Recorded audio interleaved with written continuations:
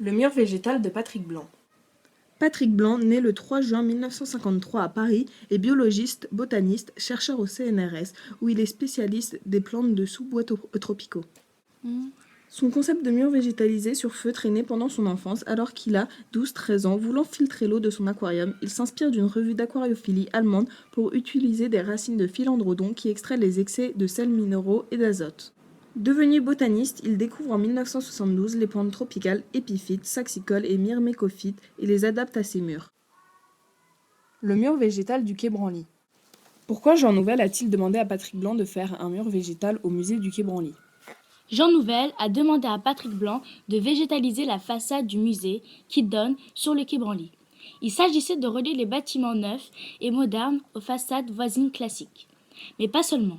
Il fallait aussi cacher à la vue immédiate cette enclave de culture non occidentale située précisément en plein cœur de celle-ci. Aménager une transition progressive pour nous dénuder de nos a priori culturels. Comment Patrick Blanc a-t-il choisi et disposé les plantes? Près de 15 000 plantes réparties en 150 espèces végétales ont été utilisées pour habiller ces 800 mètres carrés de murs, à raison d'environ 20 végétaux au mètre carré.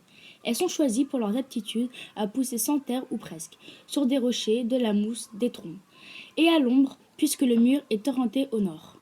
Comment les plantes tiennent sur un mur? Sur le mur, Patrick Blanc fixe une structure métallique. Il y accroche un film PVC et 2 couches de feutre irriguées sur lesquelles les plantes s'enracinent. L'eau circule en circuit fermé. Partie SVT.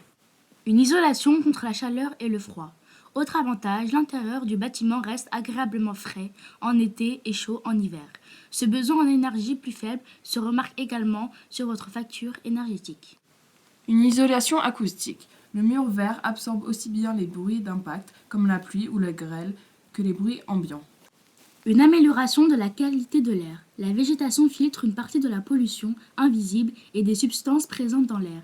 Les feuilles absorbent les métaux lourds, jusqu'à 95% pour le cadmium, le cuivre et le plomb, 16% pour le zinc. La pollution de l'air est ainsi jusqu'à 80% plus faible au-dessus des parcs et des jardins que dans le reste de la ville. La photosynthèse diminue, en outre, la quantité de CO2 dans l'air et assure une augmentation du taux d'oxygène dans l'atmosphère. Moins d'inondation.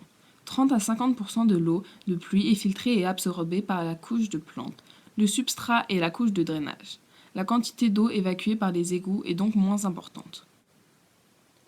Toskentechne et Rime Nadif, 3e une.